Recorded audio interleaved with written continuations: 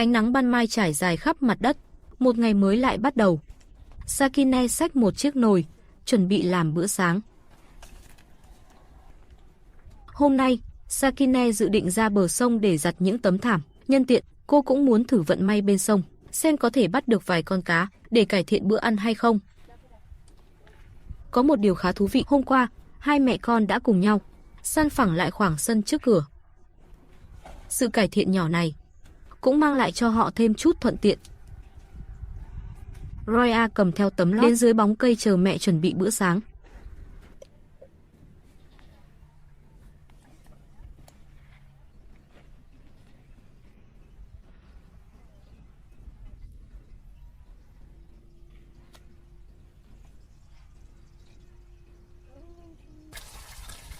Sakine chuẩn bị chiên vài quả trứng cho con gái, hy vọng có thể bổ sung thêm chút dinh dưỡng cho con. Công việc của mấy ngày trước chỉ miễn cưỡng duy trì được sinh kế cho họ. Sự xuất hiện trở lại của người chồng vào hôm qua đã khiến hai mẹ con vô cùng hoảng sợ. Dù điều đó đã làm xáo trộn cuộc sống của họ, nhưng họ vẫn sẽ tiếp tục nỗ lực và kiên trì. Bữa sáng đã sẵn sàng. Trứng ăn kèm với bánh mì dẹt, tuy đơn giản, nhưng đối với họ đã là một món ngon.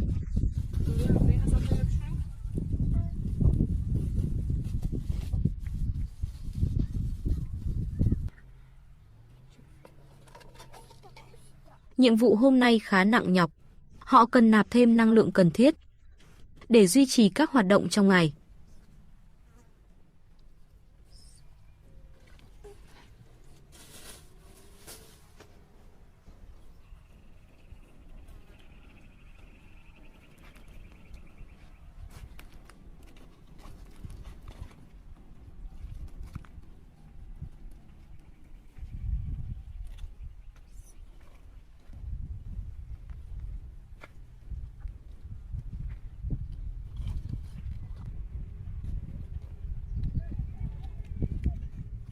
Sau khi ăn sáng xong, Sakine bắt đầu thu dọn những tấm thảm. Họ đã sống ở đây được 8 ngày.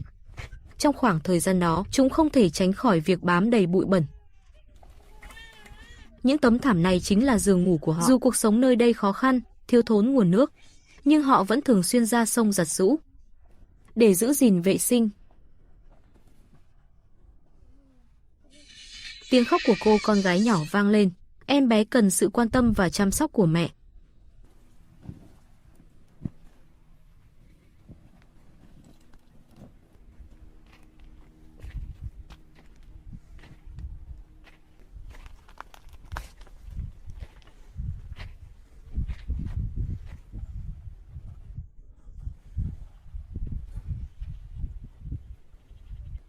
Cô đóng cánh cửa của căn nhà gỗ nhỏ, đảm bảo rằng cửa đã được đóng chặt. Hôm nay, cô không định mang theo chiếc nồi, mà gùi những tấm thảm cần giặt để ra bờ sông. Cô đặc biệt mang theo một chiếc mùng em bé, để con có thể nghỉ ngơi an toàn và thoải mái.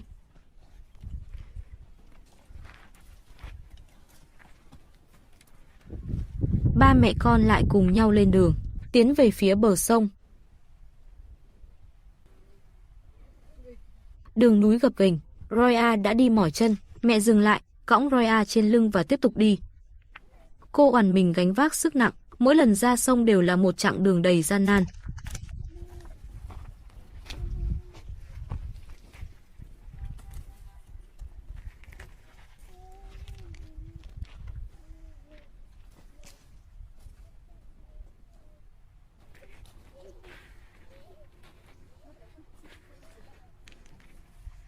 Suốt chặng đường, họ đi rừng. Người mẹ vừa bế con gái nhỏ, vừa gùi những tấm thảm nặng trịch và cả Roya. Mọi thứ dường như vô cùng vất vả.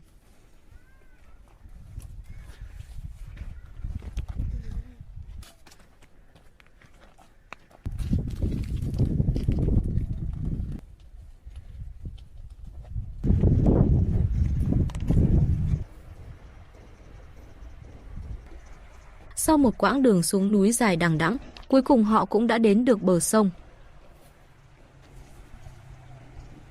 Cô phải dựng chiếc mùng cho em bé trước, đặt cô con gái 3 tháng tuổi vào trong, đảm bảo con được an toàn và thoải mái nhất.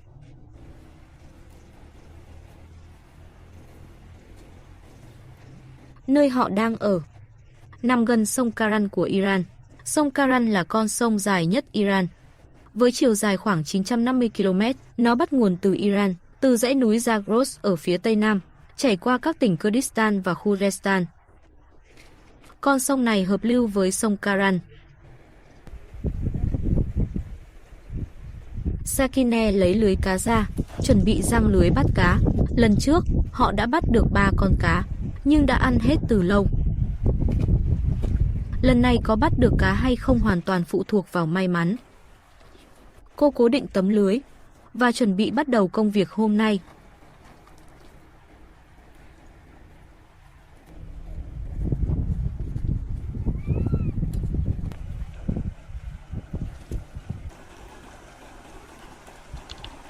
Cuộc sống của họ phụ thuộc rất nhiều vào tài nguyên thiên nhiên. Con sông này đã mang đến cho vùng núi nghèo khó một nguồn nước quý giá. Mẹ đang giặt thảm dưới sông. Roya cũng nóng lòng muốn xuống nước. Người mẹ lo lắng cho sự an toàn của Roya, bảo con bé ở yên trên bờ.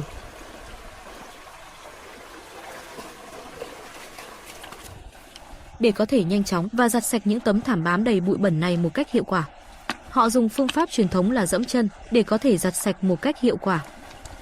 Trong cuộc sống du mục trước đây, việc giặt thảm cũng là một công việc không thể thiếu. Họ thường xuyên ra bờ sông để giặt giũ. Cô đã quá quen với cuộc sống như vậy. Chỉ là cuộc sống hiện tại còn gian nan hơn trước đây. Không có sự giúp đỡ của gia đình, cô và Roya chỉ có thể dựa vào chính mình.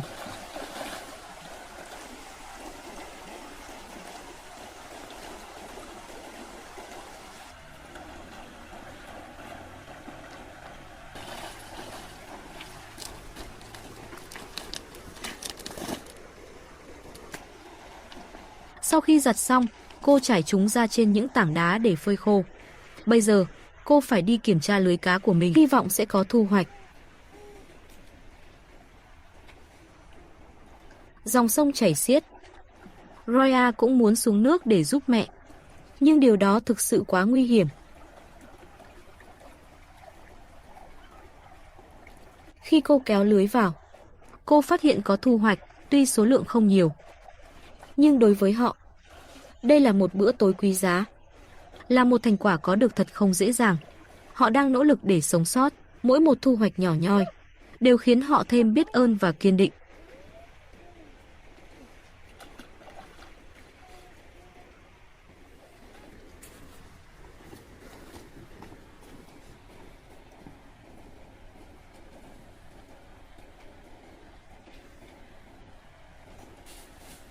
Bỏ con cá khó khăn lắm mới bắt được vào trong túi, cô lại bắt đầu giặt những tấm thảm còn lại. Đây là nhiệm vụ chính của cô ngày hôm nay.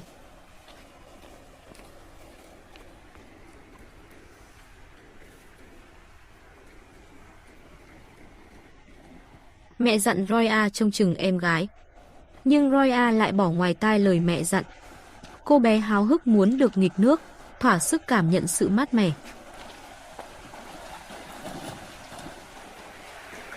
Lần này, Roya đã bước xuống sâu và bị mẹ mắng. Cô bé bắt đầu khóc.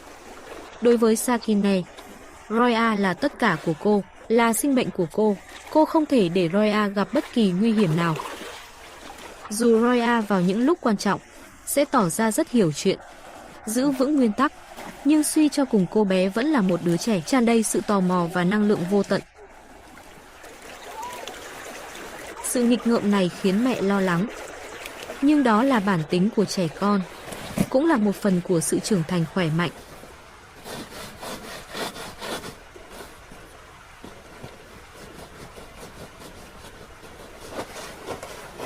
Này, đừng nhìn, đừng nhìn.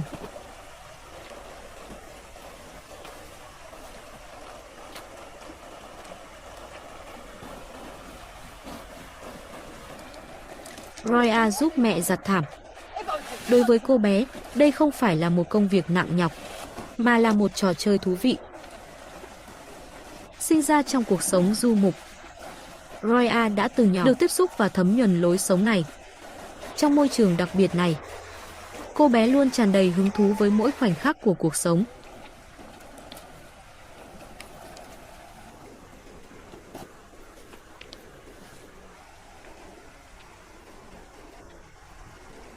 Mẹ chuẩn bị giặt quần áo cho Roya. Khi nãy, lúc chơi đùa trong dòng nước, cô bé đã vô tình làm ướt hết người. Mẹ quyết định để Roya chơi đùa thỏa thích trong sông. Nhân cơ hội này, cô để con bé tận hưởng niềm vui và trò chơi. Dù trong hoàn cảnh khó khăn, cô vẫn muốn mang lại cho các con sự ấm áp và niềm vui.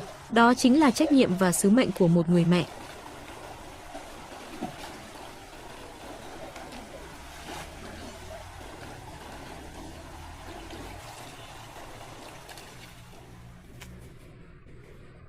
Đứa bé lại bắt đầu khóc quấy. Lúc này, họ đã hoàn thành tất cả công việc. Chuyến đi ra sông hôm nay đã trở thành một trải nghiệm khó quên.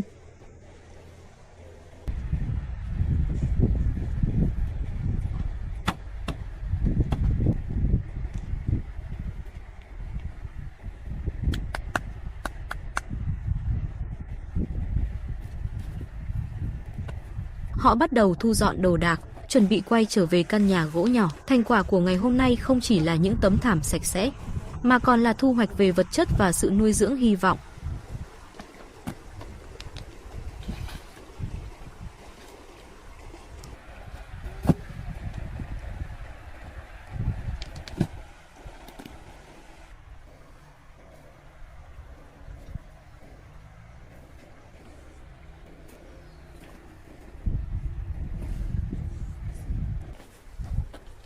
Họ lại bước trên con đường núi để về nhà. Người mẹ tiếp tục gùi hành lý. Roya theo sau mẹ, từng bước đi về phía nhà.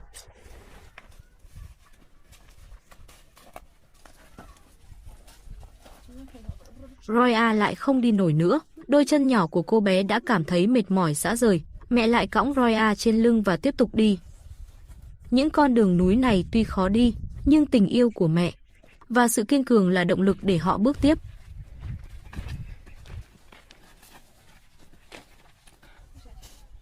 Ba mẹ con cuối cùng cũng đã về đến căn nhà gỗ nhỏ của mình. Một ngày lao động mệt mỏi không chỉ khiến họ cảm thấy kiệt sức, mà còn khiến Roya bắt đầu kêu đói bụng.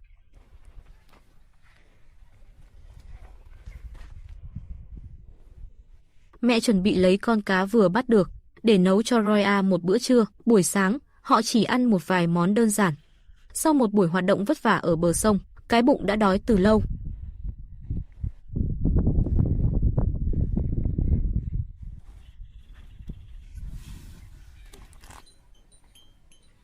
Nhìn không được.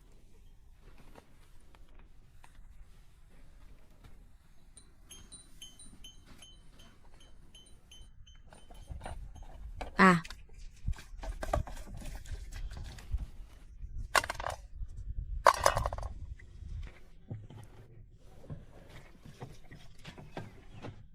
Roya ngồi một mình trong căn nhà gỗ nhỏ, giọng nói nức nở.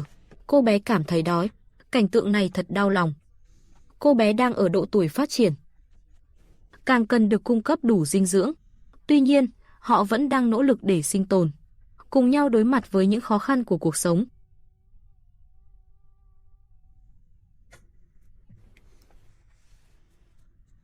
Mẹ đang chuẩn bị thức ăn cho cô bé.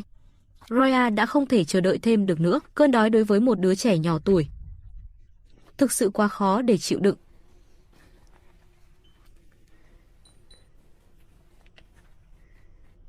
Mẹ ơi!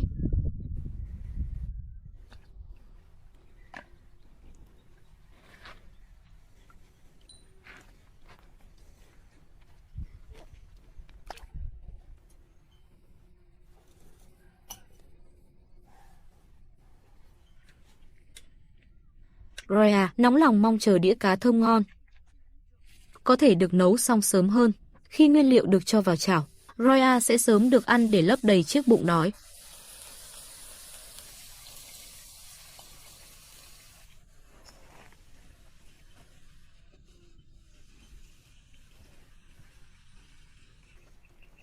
Thịt cá cuối cùng cũng đã nấu xong, bây giờ đã là 3 giờ chiều. Bữa trưa này là một bữa tiệc mà Roya đã mong chờ từ lâu.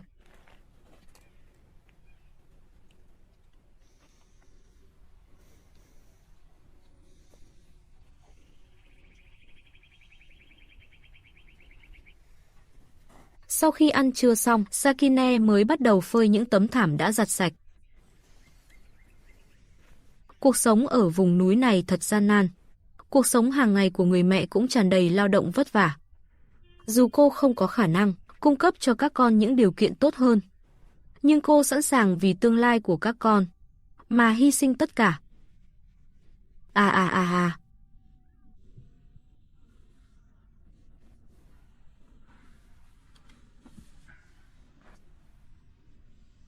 Sau khi ăn trưa xong, Roya vẫn còn khóc quấy. Mẹ lại bắt đầu dỗ dành cô bé.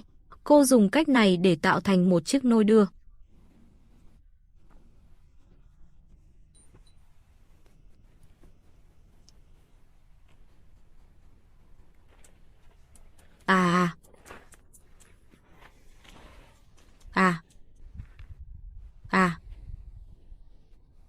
Sau khi dỗ Roya ngủ, cô bắt đầu rửa chén bát. Trong căn nhà gỗ nhỏ ở vùng núi hẻo lánh này, mẹ và con gái đã cùng nhau trải qua một ngày lao động vất vả. Đây là cuộc sống thường ngày của họ ở vùng núi. Mỗi ngày đều là một thử thách. Vì sự sinh tồn và khao khát một tương lai tốt đẹp hơn, họ sẽ tiếp tục nỗ lực tiến về phía trước.